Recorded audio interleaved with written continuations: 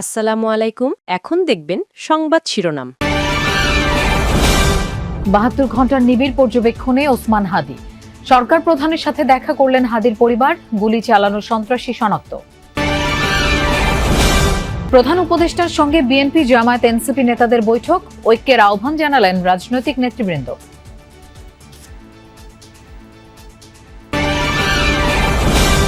মুখপাত্রের উপর সন্ত্রাসী হামলার প্রতিবাদে শাহবাগ ইনকিলাব মঞ্চের বিক্ষোভ। দুর্বৃত্তদের গ্রেফতার ও দ্রুত বিচারের দাবি।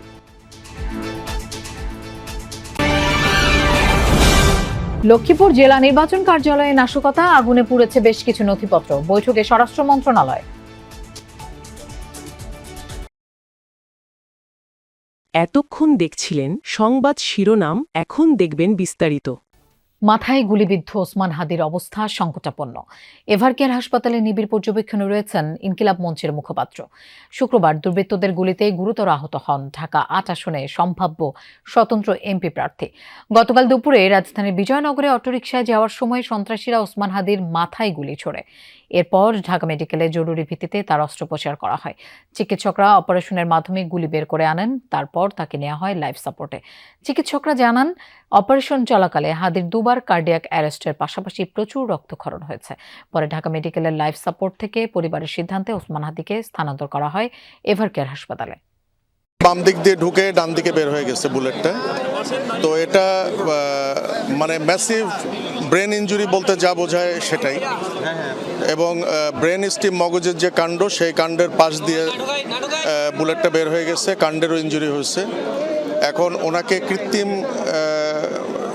শ্বাস প্রশ্বাসের মাধ্যমে ওনাকে আমরা বাঁচিয়ে রাখছি। তবে আসার কথা যেটা, যে সাইন অফ লাইফ যেটা বলে, জীবনের চিহ্ন, এটা ওনার ভেতরে এখনো আছে।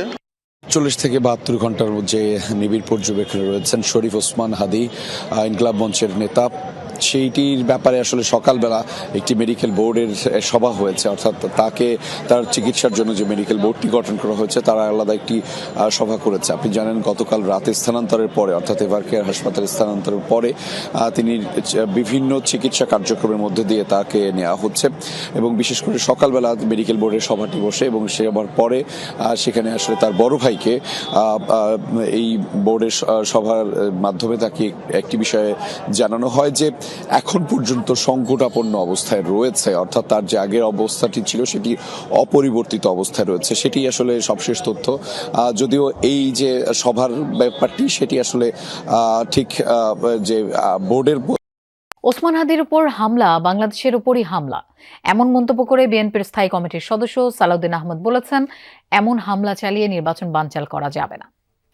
রাষ্ট্রীয় অতিথি ভবন যমুনায় প্রধান উপদেষ্টার সাথে সাক্ষাৎ শেষে বেরিয়ে এসে এই মন্তব্য করেন তিনি। বলেন, চট্টগ্রামে বিএনপি প্রার্থীর উপর হামলার ঘটনায় আইনশৃঙ্খলা বাহিনী কঠোর ব্যবস্থা নিলে এখন এমন ঘটনা ঘটত না। সালাউদ্দিন জানান, তারেক রহমানের নিরাপত্তা বিএনপির সর্বোচ্চ অগ্রাধিকার। অন্তর্বর্তী সরকারকে নিরাপত্তা নিশ্চিতের ব্যাপারে আহ্বান জানানো হবে। রাজনৈতিক বিতর্ক যতই থাকুক, ফ্যাসিবাদ বিরোধী আন্দোলনে সবাই ঐক্যবদ্ধ বলেও জানান বিএনপির এই নেতা। ডক্টর ইউনূসের সাথে বৈঠকে উপস্থিত ছিলেন জামায়াত ও এনসিপির নেতারাও। বৈঠক শেষে নাহিদ ইসলাম দাবি করেন, দেশ অস্থিতিশীল করতে আওয়ামী লীগকে সহায়তা করছে ভারত। স্বরাষ্ট্র মন্ত্রণালয়, আইনশৃঙ্খলা বাহিনী, যৌথ বাহিনী এবং সরকার, জনগণ, রাজনৈতিক দলসমূহ মিলে ঐক্যবদ্ধভাবে যদি আমরা এগুলোকে মোকাবিলা করি, ইনশাআল্লাহ এই ধরনের ঘটনা আমরা বন্ধ করতে পারবো। ভারত সরকারের প্রত্যক্ষ বা পরোক্ষ মদত ছাড়া আওয়ামী লীগ এই ধরনের পরিকল্পনা করতে পারে না। ওসমান হাদি গুলিবিদ্ধের ঘটনায় রাজধানীতে বিক্ষোভ ও প্রতিবাদ সমাবেশ করেছেন ইনকিলাব মঞ্চ। শনিবার দুপুরে শাহবাগে অবস্থান নিয়ে এই কর্মসূচিতে অংশ নেন বিভিন্ন সংগঠনের নেতাকর্মীরাও। সমাবেশ থেকে হাদির উপর হামলাকারীদের গ্রেফতারে অন্তর্বর্তী সরকারকে ২৪ ঘণ্টা সময় বেঁধে দিয়েছেন ইনকিলাব মঞ্চের নেতারা। সমাবেশে দক্ষিণাঞ্চলের মুখ্য সংগঠক এনসিপির হাসনাত আবদুল্লাহ বলেন, গত ৫৪ বছরে কেউ জাতিকে ওসমান হাদির মতো একজন মানুষ উপহার দিতে পারেনি। বলেন, দলীয় স্বার্থে নিজেদের মেরুদণ্ড বিক্রি করেছে। নীতির জায়গায় থেকে সরে এসে আপোষকেই স্বাভাবিক বানিয়ে ফেলেছে। এ সময় আমার দেশ পত্রিকার সম্পাদক মাহমুদুর রহমান বলেন, ১৫ ডিসেম্বর সর্বদলীয় সমাবেশ হবে শহীদ মিনারে। সমাবেশে বক্তারা নিরপেক্ষ তদন্তের মাধ্যমে হামলার সঙ্গে জড়িত ব্যক্তি ও গোষ্ঠীকে চিহ্নিত করে দ্রুত গ্রেফতার ও বিচারের মুখোমুখি করার দাবি জানান। এই কুলাঙ্গাররা আবার ঐক্যবদ্ধ হচ্ছে। ওসমান হাদি ভাইয়ের রক্তের শপথ, ওদেরকে বাংলাদেশে এক ইঞ্চিও জায়গা দেওয়া হবে না। প্রতিদিন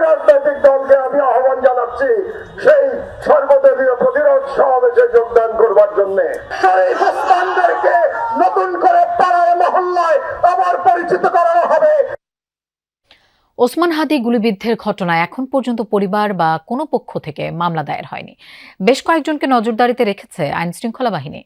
সিসিটিভি ফুটেজে হামলাকারীদের চেহারা স্পষ্ট বোঝা না যাওয়ায় সুচারুভাবে চলছে বিশ্লেষণ। তাছাড়া নজরদারিতে থাকা ব্যক্তিদের যাবতীয় তথ্য খতিয়ে দেখা হচ্ছে। শুক্রবারই ডিএমপির পক্ষ থেকে জানানো হয়, হাদির উপর হামলার সংবাদ পাওয়ার পরপরই পুলিশ ঘটনাস্থল পরিদর্শন করে। আশেপাশের সিসিটিভি ফুটেজ সংগ্রহ ও বিশ্লেষণ করে জড়িতদের শনাক্ত গ্রেফতারে আন্তরিক প্রচেষ্টা অব্যাহত রয়েছে। থানা পুলিশের পাশাপাশি ঢাকা মহানগর গোয়েন্দা পুলিশ হামলাকারীদের গ্রেফতারে বিভিন্ন স্থানে তল্লাশি অভিযান পরিচালনা করছে। লক্ষ্মীপুরে জেলা নির্বাচন কার্যালয়ে অগ্নিসংযোগের ঘটনা ঘটেছে। এতে পুড়ে গেছে বেশ কিছু নথিপত্র। ভোররাত 4টার দিকে শহরের মজুপুর এলাকায় এই ঘটনা ঘটে। সিসি ক্যামেরার ফুটেজে দেখা যায় এক দুর্বৃত্ত গেট টপকে কার্যালয়ে ঢোকে।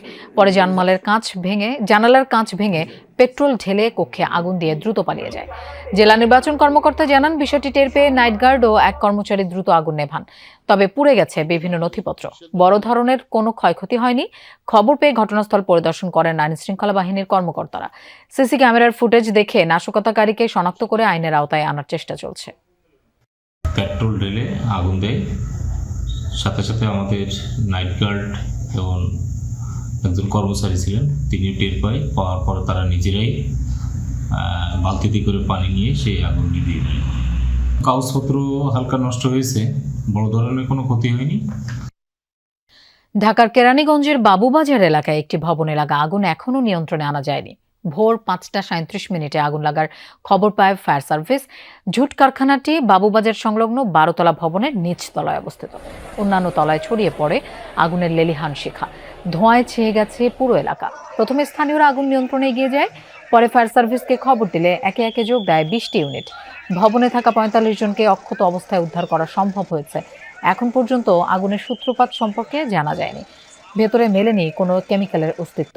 বৈদ্যুতিক শর্ট সার্কিট থেকেই এই আগুনের ঘটনা মনে করছেন স্থানীয়রা। ক্ষয়ক্ষতি নিরূপণ হয়নি এখনো।